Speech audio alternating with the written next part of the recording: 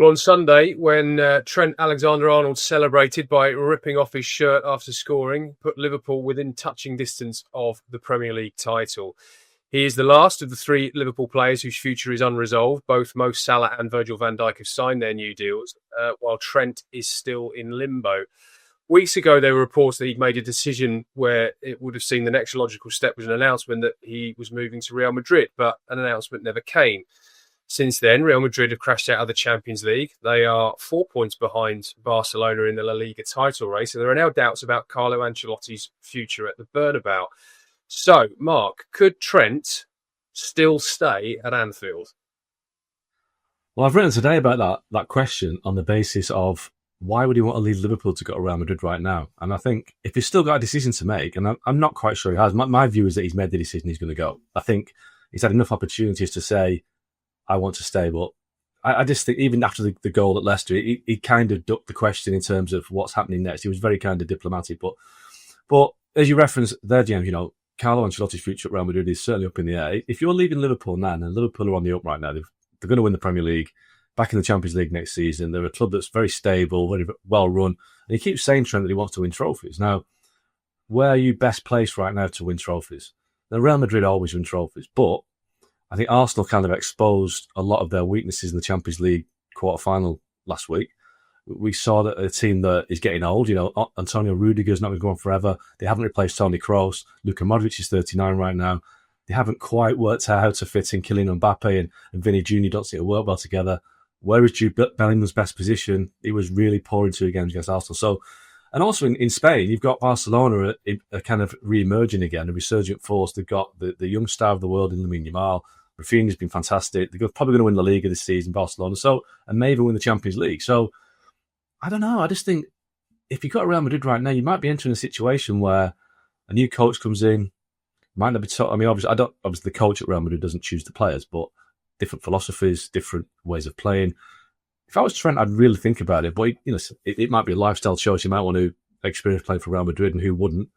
But I think right now, if he still has a decision to make, I'd be thinking about staying at Liverpool. I have to say, I was in the I covered the game in Madrid, and I was in the Carlo Ancelotti post-match press conference. And when he was asked repeatedly about his future, he did not strike me as a man who's going to hang around too much longer. I think he knows how it works. He knows how it works. He knows how it works. But Rob, when you see his celebration against Leicester, there's two very sort of distinct ways of interpreting that, isn't there? That particularly when a player takes his shirt off, it's on the one hand, it's sort of here's the passion, here's this is what this club really means to me, and on the other, it's here, hello Real Madrid, this is what you're buying. Which one did you think it was? I actually thought it was one of frustration, because I think that he will have been quite hurt by some of the stuff that's been said about him in the last few weeks. The placards in houses out around Anfield about him being a traitor and disloyal and all that kind of thing. The bottom line is that he's a Liverpool lad, he's a Liverpool fan. However much he says that he doesn't kind of hear the noise and blocks it all out, it will have got through, and that all that stuff will have hurt him. And I agree with Mark. I think that he's probably made his decision, hasn't he? I think for Liverpool, if they were able to announce Salah, Van Dijk and Trent Alexander-Arnold are all agreed new contracts on the same day, I mean, what kind of announcement and boost would that have been? And clearly with the staggered announcements and Trent being left on his own, it looks an awful lot like he's already decided to go to Real Madrid, and I don't blame him. Obviously, he's been out injured for a while. He's not really played that much, and then he comes on in a game and scores the goal that gets Liverpool to within touching distance of another Premier League title. I just thought it was a celebration of him kind of giving a big bat to those Liverpool fans, because he's had to sit there and take it without being able to say anything. And then he has this moment, and I'm not suggesting that the Liverpool fans at Leicester were the ones that were giving him stick, and I actually think when he came on, he got quite a good reception by the sounds of things. But I just think he will have been very, very frustrated by some of the things that have been said. He's given a lot of service to Liverpool Football Club. He's won trophies, He's won everything there is to win. And now he's presented with this opportunity that probably only ever comes around once in a lifetime. He's seen his big mate, Jude Bellingham, go there and thrive and become kind of a Ballon d'Or contender. Why would you not want to go to Real Madrid, even if they are a little bit unstable at the moment? I think Real Madrid is a type of club that you go to if they finish 12th, because they're that big a pull still. I think they're probably the only club in the world that can say that. So I think when he scores that goal against Leicester, all this stuff has built up and he's taken his shirt off and gone a bit mad. And I don't blame him, because it will have been hard for him to take all that stick from certain sections of the Liverpool fan base. Mark, what are the elements of this I want to get into, which I think is really interesting from a sort of media point of view, is that obviously he's had a load of stick more than the other two because he's a local lad, he's come through the ranks, all that stuff. But is part of this a PR issue as well? Because as much as we've sort of can criticise Mo Salah and Van Dijk for speaking in mixed zones, and they're very deliberate with the way they do it. I mean, Salah's been on Sky and done it, where he sort of teased that, well, I might be going, I might be staying, well, it's all up in the air. But this he fills that vacuum of speculation every so often. He sort of punctuates the storyline with his own narrative. Whereas Trent's decided to purposely stay quiet, not really give an interview to anyone for months and months. And it's created this vacuum where not only has there been speculation, but there's been quite a lot of anger towards him. So I guess the question to both of you, really, we'll start with you, Mark, is who's handled this better, really? Is Trent paying the price for some extent for not actually speaking out a bit more? I think so, but I don't think he can win. I do think he's measured differently to the other players because he's come through the ranks and because he's a local lad. And, he's never asked to be the representative of the fans in that Liverpool team, but he is, because he's from Liverpool. So he's living the dream of all the fans on the Kop who want to be him. And most Salah and Virgil van Dijk can't do that. They're not local lads who've lived the dream. So he's treated differently. And I think if he'd come out and been vague and been a bit obtuse like Salah and Van Dijk have, he'd have been criticised then for not being straight. He'd have been criticised for leading people on or for trying to, pull the wool over people's eyes. But by saying nothing, he's kept a dignified silence, I guess. He's criticised again. So I don't think he can win. Whichever path he would have taken, it'd have been criticised. Now, obviously, I think if he's leaving, I think if I was advising him, I'd have said, when it's done, just come out and tell the people, be honest, be upfront, and then that way you can't be accused of being deceitful if that's what they're going to say. But it's up to him. I don't think there's a way to win this. But I think one thing I would say is that I've just been reading some Kevin De Bruyne quotes this morning from the weekend when he was saying that he was really shocked that Man City didn't come and offer him a contract, but he said it's just business, and that is it. Loyalty goes two ways, and Liverpool fans that are criticising Trent for not being upfront, potentially leaving, football clubs are more ruthless than any player. When Trent Alexander-Arnold's time is up at Liverpool, if he was to stay, they would just get rid of him. They'd be ruthless. So it works both ways. So that's how it is, unfortunately. I do feel some sympathy for Trent. He's earned the right to make the decision that whatever suits him. I think academy graduates in general are held to a higher standard, whether it's talking about contract renewals or even just performance on the pitch. And there's an element of that with Marcus Rashford. Rashford gets criticised heavily by Man United fans for a perceived lack of effort. Now, over the years, there have been plenty of United players who have put in the same amount of effort and haven't had the same amount of stick that Rashford has. Now, that's because he's an academy graduate. And I've seen it at United a load of times with players like Tom Cleverley or Danny Welbeck or Scott McTominay, that United fans want to see them in the team because they want to see kids go from sort of under 12s all the way up to the first team. And they hold that up as as part of Man United's DNA. But once they get in the team, it seems like their standard of performance, the fans just don't accept any kind of drop-off at all. And I've seen it happen loads of times. And there's a certain element of that with Trent now in his contract renewal. And Mark is right that, Van Dijk and Mo Salah, I think if they had gone, a lot of Liverpool fans would have gone, well, yeah, but you've given us some great years and fair enough. Not fair. They were obviously wanting to stay, but it wouldn't have been met with the same vitriol as that Trent is going to experience when he goes to Real Madrid, because they assume everyone just has the same kind of fanatical support of the club that they do, and they expect that of Trent, even though, as much as a Liverpool fan as Trent is, this is his job. And he's only ever going to get one chance to move to Real Madrid on a free transfer, and it's now. So you can't really blame him. I just don't think a lot of Liverpool fans can look past that. And I'm not just blaming Liverpool fans. I think a lot of football club fans, if it was one of, they sing, he's one of our own again and again and again, whoever it is. If it was a kid who's come through the academy to play in the first team, they assume that they want to play for the club as much as they want to support it. And it's not always true. It's a different perspective because this is their job and it's their career. Jay, just can I just ask you a question? How did Harry Kane not get away with it, but how did Harry Kane go through his time at Tottenham without getting anything like the stick that Trent's got? Because Harry Kane left. But is it because he went through the ringer and suffered a lot like the Tottenham fans? Because he's a similar situation as Trent Alexander-Arnold. Yes, they got a fee from him in the end, but he left. and he left because he wanted to win trophies. So he never got any stick. How does that work? I think Harry Kane got away with it, as you put it, because he ultimately became as one with the fans in terms of his frustration with the club. He actually, over time, became more aligned with them because look at them now. They're protesting about the lack of trophies, the lack of silverware, the lack of progress. These are all the reasons why Harry Kane wanted to leave. I mean, he wanted to, his first and foremost, he wanted to win things with Tottenham. The difference with Alexander-Arnold and Kane is that Alexander-Arnold has won everything already with Liverpool. Exactly. So, Kane had got to a point where he just said, well, look, I don't know if this is ever going to happen for me. And remember, he did, the first game back, there was a little bit of, he did get a bit of criticism. I think he did get booed when he was, that year he didn't move. When he came out and he sort of says, when he gave that interview to Gary Neville, and they briefed quite openly, they were looking at City and United and Chelsea as possible options. And obviously then he didn't move. That was difficult for him at the start of that season. It quickly dissipated because what helps solve that? You score goals. You start scoring goals. Nobody's bothered. I just don't think Trent has handled this whole situation particularly well. I wonder, firstly, whether he's just waiting until they win the league to announce it. I think he might be sort of thinking, well, this is my way of showing respect for the greater cause, the wider picture. But I think Salah and Van Dijk have been much cleverer in the way that they went about it. They by just every now and again, every few weeks, sort of saying, we're talking, but I don't know if the offer's right. I don't know how. I have to see how it goes. It doesn't really have to say anything, but by just saying something, they put the emphasis back on the club.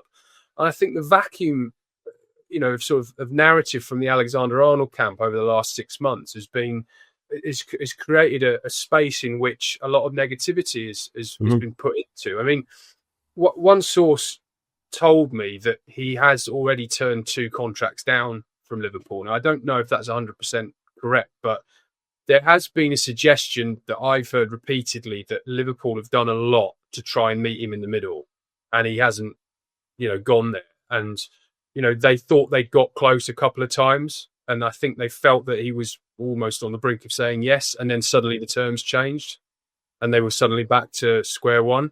And you sort of think, well, all of this will come out in the wash, I'm sure, over the next couple of months if he does, particularly if he leaves and goes to Real Madrid. But it just doesn't feel as though Trent has handled this as well as he could have done from both a PR perspective and in terms of, people talking about loyalty that Liverpool need to show him and this, that, and the other. I'm not sure he's treated them as well as he could have done all round. So would you?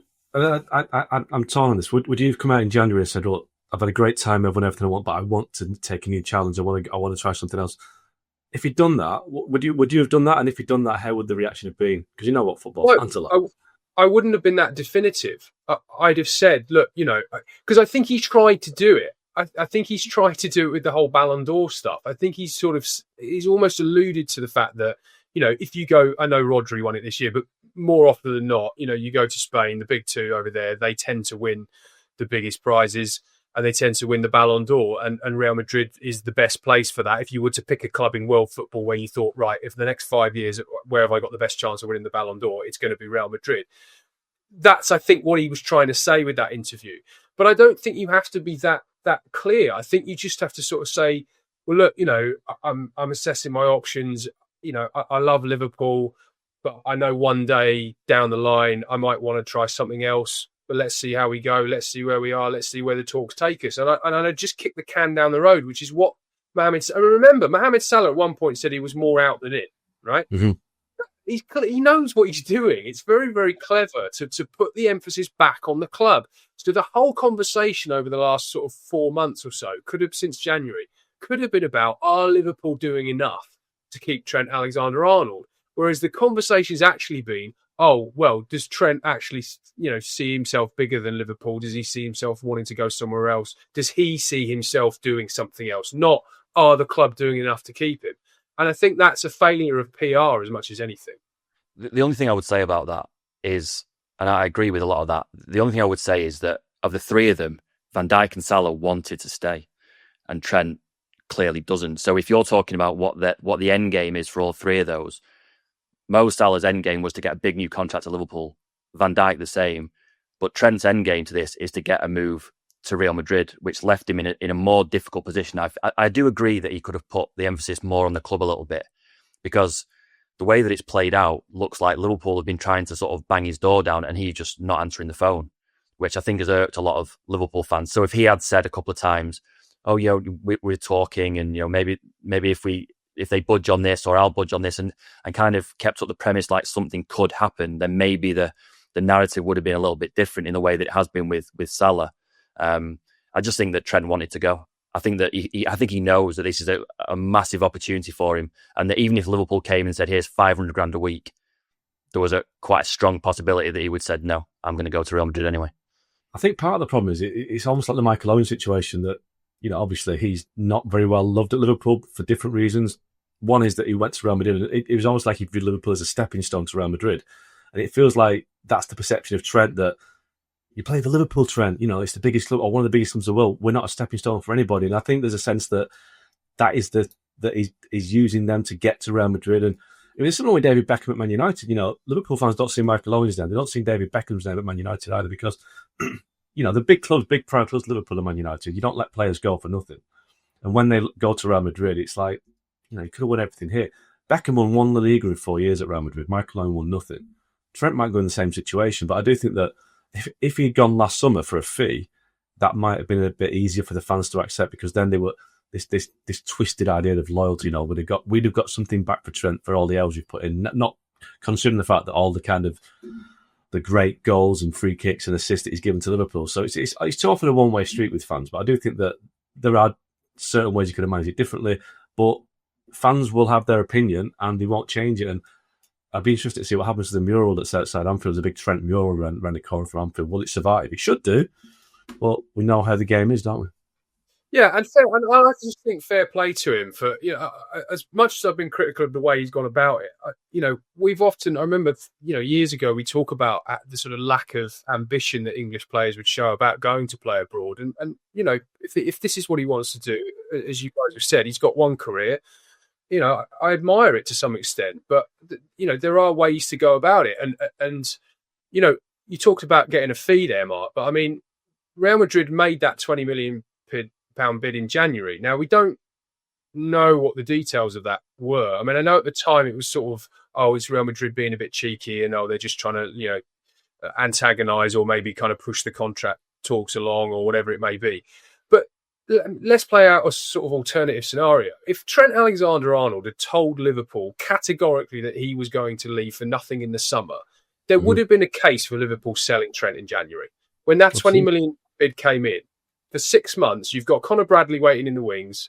Yes, it was a gamble. Yes, of course, they hadn't won the league at that point. You'd want Trent ideally to stay. But I think if he'd been clear with them then, there would have been an argument to say, maybe we let him go in January. Yeah, and I think there's even a case now that if Real Madrid offered to pay him out of his contract and get him in the squad for the World Club Cup, that you take it, as much of a bad luck as that would be.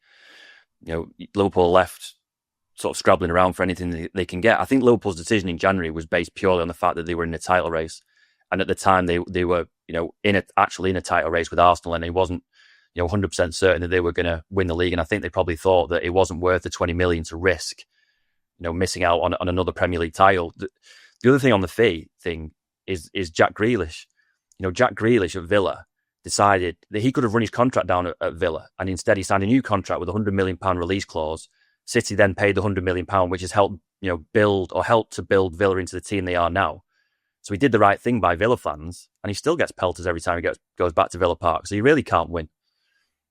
Just on Trent though, even if Liverpool had accepted that bid in January, he probably would have turned it down, because you can't kind of overstate how important free agency status is to a player, because it's a money game at the end of the day, and by going as a free agent, Trent will earn a much, much bigger salary. Had he gone in January for £20 million, he'd have lost that ability to command such a big fee. So I don't think that Trent would have gone anyway. So, and that's another stick that the fans were beating with, that the chance they could have got a little bit of money, he wouldn't have taken it anyway. So let's just finish on this. Can I just ask you both, do you think if he goes, he's making the right decision or a mistake? James? Well, it depends if you're a Liverpool fan or not, doesn't it? I'm not. I think Go for objectively, I would say he's won everything at Liverpool. So why not try something else? I think these opportunities don't come along that often in a player's career. As I say, I do think he could have handled it a lot better, but I think playing in a different league with a different environment under a different coach, different opponents, obviously, you sort of think, well, that should make him a better footballer. And it could be, it could be the making of him for England, because we've not really seen him, play his best for England. Gareth Southgate didn't trust him defensively. I have to say, Real Madrid need a bit of defensive solidity. I'm not sure Trent Alexander-Arnold coming in at the current mould he is exactly the great solution to that problem. But, it might make him a better coach, a better defender, working in Spain and under different coaching. And so, obviously, if you're on Merseyside and you're of a red persuasion, you feel he's making the wrong call. But I think objectively, you'd say at his age, with what he's won in the game and the opportunity that he has now, why not try something else? It's 100% the right decision. You don't get these opportunities very many times in a career. He has to take it. As much as there's an emotional pull with Liverpool, and I get that, there's no way that you can turn down the opportunity to move to Real Madrid. When it comes along, you have to take it. I presume Martin would agree. I agree. Yeah, they're the biggest club in the world, and Liverpool and Man United can make that claim as much as they want. But like you said, James, last week you're in the Bernabeu. You go around that club and you see 15 European Cups.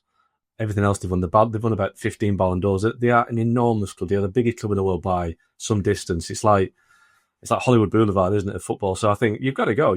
Trent Alexander would be a big regret if he didn't go. So he can always come back. He can come back to Liverpool in 4 years and see out his career at Anfield then. So has to go. Go to Real Madrid all day long.